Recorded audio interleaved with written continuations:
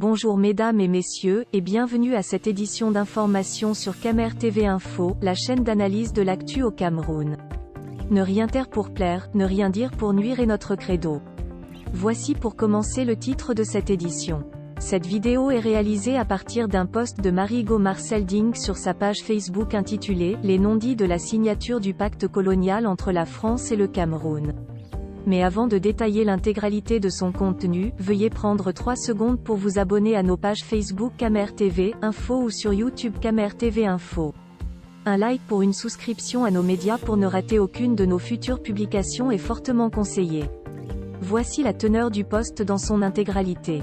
Les non-dits de la signature du pacte colonial entre la France et le Cameroun, 26 décembre 1959, signature du pacte colonial entre la France et le Cameroun dans son livre intitulé « Les Bamileke au Cameroun, ostracisme et sous-développement » à la page 159, Thomas Chatchoua nous donne des détails très croustillants, même si tristes, très tristes de l'environnement dans lequel ont été signés par Amadou Ahidjo, tous les accords post-indépendance avec la France, y compris les fameux accords militaires.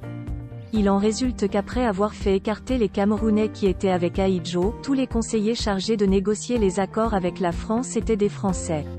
Ainsi, selon cette source, les accords de défense entre le Cameroun et la France ont été négociés, côté camerounais, par 2 Français, Jacques Rousseau et Georges Becquet.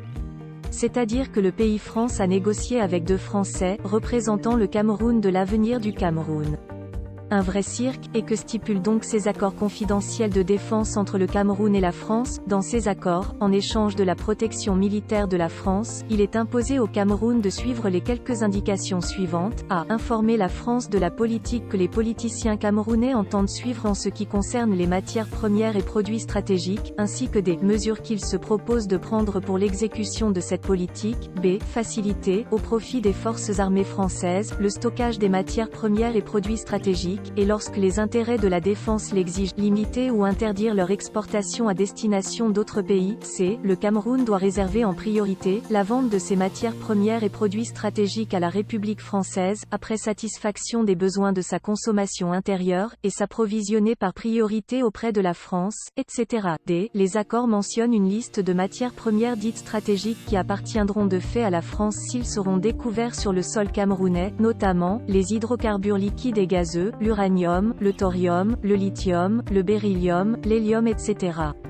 De peur que dans l'avenir, la science identifie certains minerais qui ne figuraient pas sur la liste, la France a pris soin de signifier que cette liste pouvait encore s'allonger sans trop de complications. En ces termes, les modifications à cette liste feront l'objet d'échanges de lettres entre les parties contractantes, en des mots plus simples, avec ces accords signés par 2 Français sous la présidence de Amadou Ahidjo, en 1960 et renouvelés en 1974, le sous-sol du Cameroun appartient à la France. On comprendra seulement après que même ce qui était au-dessus du sol appartenait aussi à la France, comme les plantations de café et de cacao, d'où le risque de prison pour toute personne qui tentait de couper ces plantes pour les remplacer par quelque chose de plus rentable.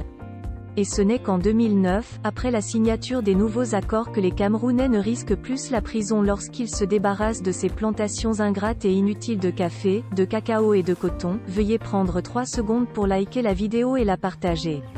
N'oubliez pas de vous abonner à la chaîne YouTube Camer TV Info. À bientôt pour de nouvelles publications. #End. Anglophone génocide.